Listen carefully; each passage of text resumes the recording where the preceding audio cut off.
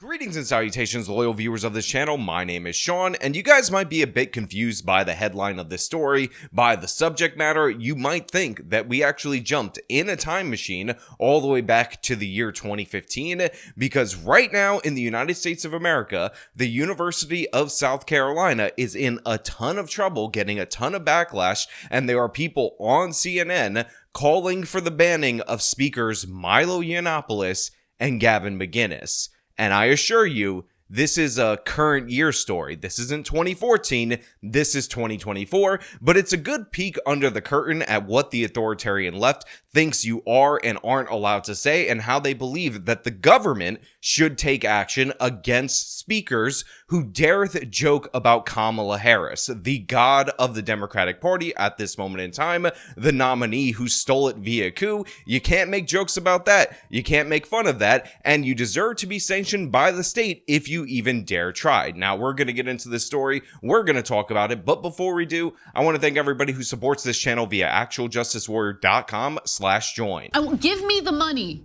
Give me the money. Okay? The University of South Carolina has no plans to cancel an event being billed as a roast of Vice President Harris. I can't even show you the ad for the event because it's sexually explicit, and really I don't want to because it's vile. So right off the top, I just want to point out that this CNN host is way too angry for this particular story. Again, we're talking about a college event at the University of South Carolina, a state that, by the way, is going to go to the Republican no matter what, and he is just absolutely livid that somebody dareth make fun of Kamala Harris. Now, I want to point out for everybody out there in the audience that the reason he's calling the flyer, the advertisement for this, sexually explicit is because of the spelling of Kamala's name. Instead of K-A-M, it's actually C-U-M. Use your imagination to figure out why that is. Maybe it's based on some subject matter that they intend to cover, but that is the thing that he's absolutely disgusted about, and he's demanding that the University of South Carolina, a state-funded school, do something about, as in cancel this event. This so-called roast, and the roast masters are Proud Boys founder Gavin McInnes and far-right provocateur Milo Yiannopoulos. So first of all, I just want to highlight a couple of things. One, the photo of Milo Yiannopoulos that they used right there is pretty funny. Credit where credit is due to the nerd behind the scenes at CNN who decided to select that from the stock images. Secondly, and most importantly, very interesting that they described Gavin McInnes as the Proud Boys founder, even though he founded the group as a joke and left the group after it became a politically toxic organization. But I do want to point out that they could have easily described him as a Vice co-founder, but that wouldn't have the same amount of sting. Now, of course, they're trying to sell you an image out there in the audience. They're going to be relying on the fact that he founded this joke political group as an argument for why he should be deplatformed, and they actually dragged out a state representative, or will drag out a state representative, to show you how authoritarian the left actually is. The president of the NAACP wants this stopped. He says if South Carolina University's leadership values their black students, it's only right they shut this event down. So a couple of things. We have the NAACP coming out and saying that the University of South Carolina needs to shut this event down for the black students, but the thing is, Kamala Harris's name being spelled wrong in the thumbnail has nothing to do with her being black, because that is an Indian first name. Secondly, I gave credit to the Baton Rouge head of the NAACP, or the NAACP in Louisiana, based on the story of St. George trying to break away, because that guy said, hey, look, I don't like it. I wish that they didn't do that. I am against it. I would have voted against it, but it is their right to vote in the way that they want. Well, look at this guy right here over at the NAACP, and he has decided that you have no right to ever hear an opposing viewpoint. And again, this is crazy because we're throwing it all the way back to 2014 with this. We reached out to the university. They pointed us to a statement from the school's president and board of trustees, the chair there. They said, in part, censoring even the most hateful individuals and groups does not solve the problems we face in our society, and instead provides them with a platform to win more publicity and support because their message was silenced. As Supreme Court Justice Louis Brandeis wrote almost a century ago in a vigorous defense of free speech, the solution to fighting offensive speech is more speech, not enforced silence. So look, I'm not a fan of the people who tend to head up universities in this country. Obviously, they have an overwhelming bias to the progressive left. Obviously, that rears its ugly head in a bunch of different policy decisions, but we got to give credit where credit is due to this particular individual who almost certainly is on the left, almost certainly disagrees with Milo and Gavin McInnes because he understands the game that is going on right here. Because let's be perfectly honest with this. Whatever your thoughts are on Milo or on Gavin, the fact of the matter is this is meant to get attention, specifically negative attention, and potentially trigger a lawsuit over the fact that the university, which is a state-funded institution that receives money from the federal government, is going to violate their free speech rights by shutting this down, even though they wouldn't do so if this were an anti-Trump event. Obviously, that is the intent right here, and the president of the university releases a statement. This dumb guy at CNN reads that statement, and he's not able to process that information. The progressive lefty university heads have learned something that the CNN hosts are just too slow to pick up. And then again, this guy is so angry because how dare you go after the anointed queen, Kamala Harris, because isn't she so amazing with her entire presidential platform being about precisely zero policies?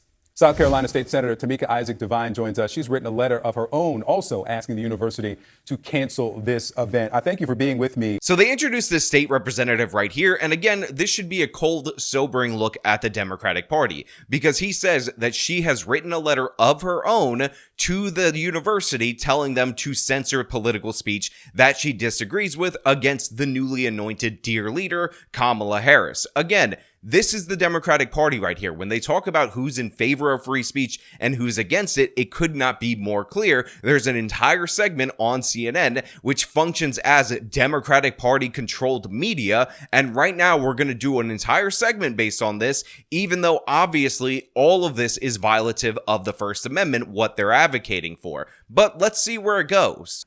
This morning, these two roast masters, Milo Yiannopoulos and Gavin McInnes. McInnes founded Proud Boys. We know that several of their leaders were sentenced, arrested for their role in January 6th. So he's saying some of the Proud Boys people were sentenced for their roles in January 6th. Where were you January 6th? I was in a car dealership trying to buy a car when the car salesman tried to convince me that frame damage wasn't real damage. Then I looked up on my screen as I was furious about frame damage to the vehicle that I was looking at, and I realized that our democracy was getting frame damage. Where were you January? Where were you January 6th? Where were you January 6th? Where were you? Now look, the reason I make fun of that is obvious. Black Lives Matter rioters had 500 plus riots in a 90-day period post the death of George Floyd, and VP Kamala Harris, she was actually advocating for the bailing out of those rioters in a tweet that, by the way, is still up on her account to this very day. So I don't give a damn about their faux outrage related to these rioters, but I also want to point out that Gavin McInnes told people to not go to January 6th and was not the leader of the Proud Boys at the time that January 6th occurred. Unlike Kamala Harris, who of course endorsed and aided in the bailing out of the criminals behind the Black Lives Matter riots. I believe that the message that's being sent by allowing a platform for these people is that we are condoning speech that is offensive to a lot of people. I do understand the university's position, but I also think that we have to send a very clear message to all students that we encourage diversity and that we support diverse views, but we also will not condone hate speech or things that will offend others. So the first thing that this woman says, again, a state representative, somebody who took an oath to the Constitution of the United States of America, to South Carolina's Constitution, and right off the bat, first thing out of her mouth is a complete lack of understanding, or more accurately, her showing that she doesn't give a damn about the First Amendment. She's like, I understand the position that the university is in that if they were to shut down this event, that would be illegal, a violation of the United States Constitution. But what we need to say is that we don't tolerate hate speech, which, by the way, is protected speech, obviously, or speech that is offensive. Again, I'm offended by this authoritarian going on CNN right now, spewing these awful ideas that are the antithesis antithesis of the United States of America, but I do find it funny that she said we need to support diversity, and let's be clear, we definitely 100% support diversity of thought as long as you don't make fun of Kamala Harris, as long as you don't offend anybody, and as long as she gets to decide what the range of diverse thought is that is allowed to be expressed in the United States of America. These are the people that are supporting Kamala Harris, and this guy on CNN, a person in the media whose job exists and is protected by the First Amendment, should be challenging her, but instead he brings her on and lets her spew this nonsense, which is infinitely more offensive than anything Milo or Gavin could do on air, as if it's normal, as if this is an acceptable thing for a politician to do. But again, democratic authoritarianism is considered perfectly fine. As long as you have a D next to your name, you can advocate for the most horrific policies humanly possible, violate every right in the Constitution, but it's okay because you know what? Diverse voices. Oh gosh, isn't it going to be so much better when Kamala Harris is violating all your constitutional rights because she's a woman of color? And so you believe this goes beyond just offensive speech, because obviously offensive speech is protected. You believe what? What's the consequence or implication outside of a room of people who are just saying vile things to one another for a laugh? So what makes me laugh about this question right here is you can actually see the gears churning in this CNN guy's brain, and he realized that bringing on a state representative who wrote a dumbass letter trying to shut down speech because it was offensive might actually make him look like an idiot. So he says, even though she was not at all unclear that she was upset about offensive speech, obviously offensive speech is protected by the First Amendment. What do you think the implications of this roast making fun of Kamala Harris actually is beyond the room? Because, you know, you got to have something more. You got to have another thing attached to this for you to want to shut it down, right? Like, he's rethinking and recalibrating his position right now, which shows that he at least has a couple more brain cells than this woman right here, who is legitimately offended by the idea that anybody would be allowed to make fun of Vice President Kamala Harris. Well, I think what it does is it encourages an environment that makes marginalized communities feel more marginalized. The University of South Carolina has done a lot in the last couple of years as far as reconciliation with their racial history. They have done monuments celebrating Black history and the role that African Americans have had in the university. And so I do think that this takes us back a little bit at promoting and giving a platform to people not only that have said vile things, but have promoted violence, like on January 6th. I gotta be perfectly honest with you guys. I like some dark jokes. I like some insensitive jokes. I find them amusing, but I know that they're not appropriate for all different situations. So sometimes when the guy out there is just trying to say a mean and hurtful thing and pretends that he has a political point behind it, I kind of tune that thing out, even though that seems like they're doing it more and more often on the right wing without an actual underlying point.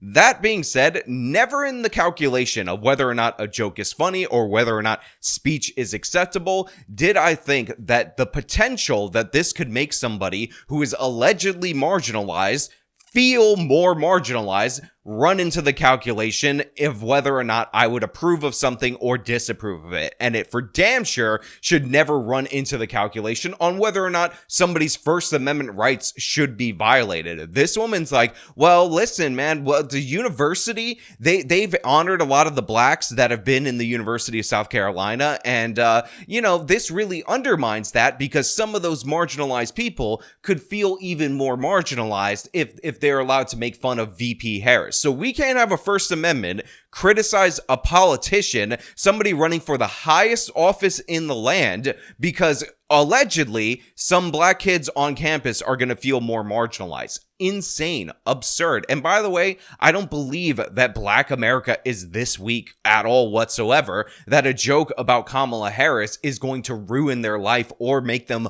uncomfortable or feel unsafe in a university. And if that is true, if they do feel that, then they need to be in a kindergarten, not in a university. You do not have a right to not be offended. If you don't like a joke, if you don't like speech or anything like that, then newsflash, you don't have to listen to it. you can leave the campus. You can go enroll in your kindergarten classroom and enjoy nap time like all the other children, but don't start bitching and moaning about how you feel displaced because somebody disagrees with your politics, because somebody doesn't like your preferred political candidate. That's absolutely insane. I mean, stretch this a bit further and you could make the case that anybody voting against Kamala Harris could make these marginalized people feel so much more marginalized because they didn't want to support the anointed god Kamala Harris. We can't have a country like that. And again, this does not mix with the First Amendment at all whatsoever. And so I do think that this takes us back a little bit at promoting and giving a platform to people not only that have said vile things, but have promoted violence like on January 6th. Now, I don't know if Milo has promoted violence like on January 6th, but I will point out that Gavin definitely did not. Again, he left his association with the Proud Boys.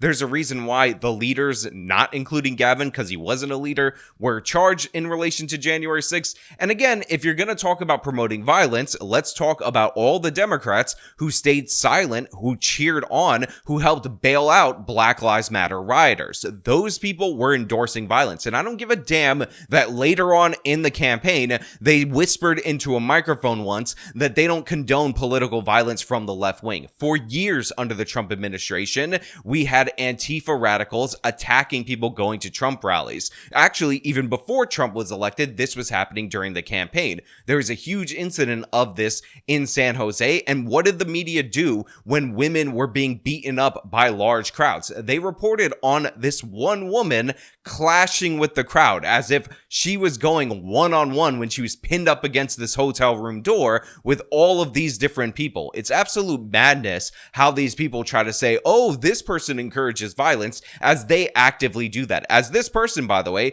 is encouraging the violations of the civil rights of people that she disagrees with. Well, what I do understand the freedom of speech, but what I think that the university has an opportunity to do now is to show not only do we not condone this, but we will make our university an environment that promotes inclusivity. So I'm encouraging the university to have another event that brings together the diverse groups that are opposed to this event and bring more attention to that. We need to silence what's happening at this roast and bring more attention to it, and allowing people to use the university for that platform is not good. So this woman right here who encouraged the cancellation of this event, let's be clear about that, is now pivoting and saying, well, look, I understand the importance of freedom of speech, but what needs to happen is the university needs to run a counter event to this because, you know, the First Amendment or whatever, you know, it might get in the way of what I'm demanding. And I will also point out that this is a big fat no. If some other student group wants to bring one of their crappy speakers and do their own event, that is one thing, but the university shouldn't go out of its way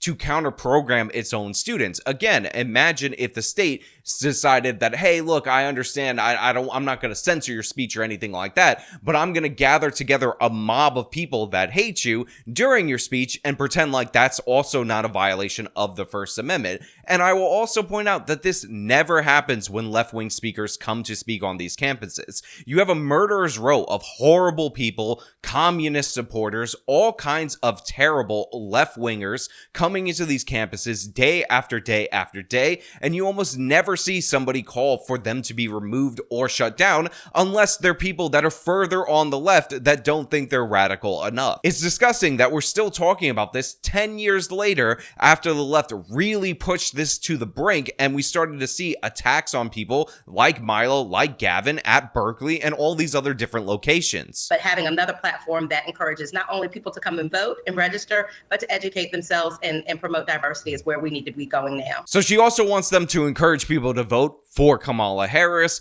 and encourage them to support diversity. Again, state-sponsored diversity ideology needs to be put forward by the university more than it already is doing that, by the way, because it is a university, in order to satisfy this authoritarian hag. The university, and again, the image, and I know describing it this way is unfortunately going to lead some people to go look for it, but it's a vile image, this advertisement. The university has condemned it. and the language used on it. So again, this guy is pearl clutching over the image used to promote this. I'm not sure how YouTube would treat the spelling of Kamala, which again has a C-U-M instead of a K-A-M, but the image is not graphic or anything like that beyond that change in text in the lettering. You could call it a crass joke, but let us not exaggerate how insane this is. You guys can look this up for yourself. It would not be anything that I would be too scared to show you, but for the fact that YouTube has crazy rules that they seem to over-enforce against this channel. Otherwise, I would put it up on screen. In fact, I might put it up with that part of the lettering blocked out so you can see it's a normal poster, but for the spelling.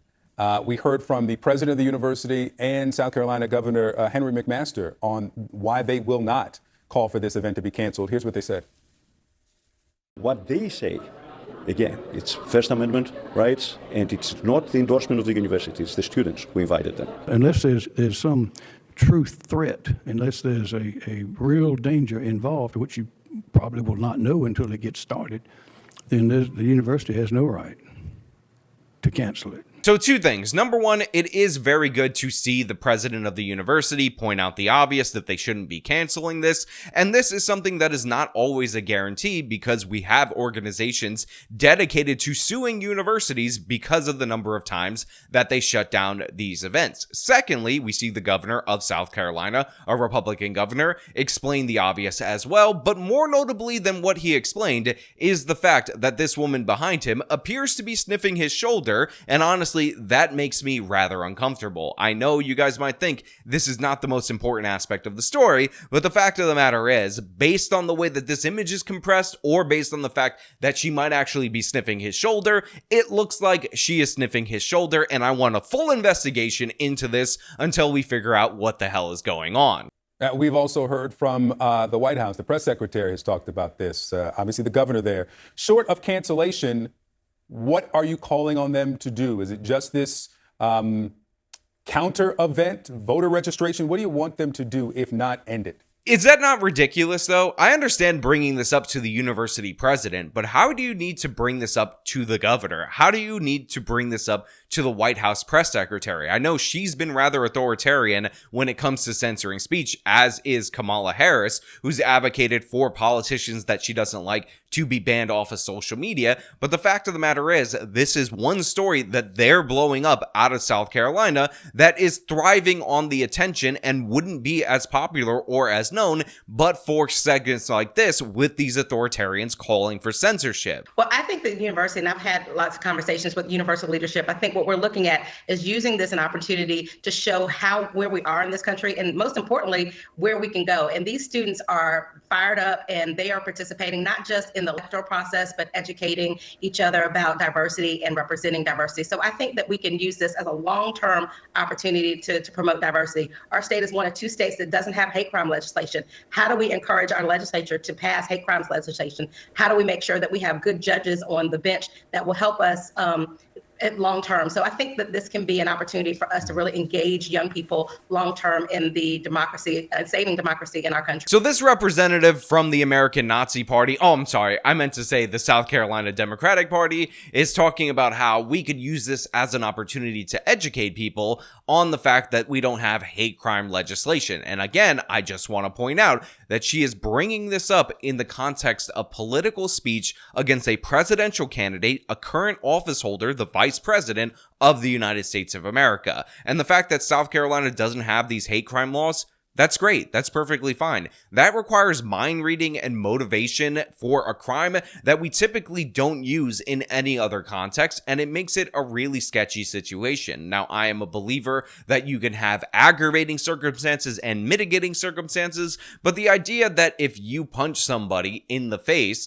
but they're the same race as you, that's an assault. But if you punch somebody in the face and they're a different race than you, then we get to mind read and decide whether or not you did it because of evil white racism, is insane in every possible way. But you know what? Those are just my thoughts. I want to know what you guys think down in the comments below. And as usual, if you like the video, show them by leaving a like, subscribe for more content, follow me on the social media, support me via support links in the description of this video. This has been me talking about CNN and a South Carolina Democrat calling for censorship of criticism of Kamala Harris. Till next time.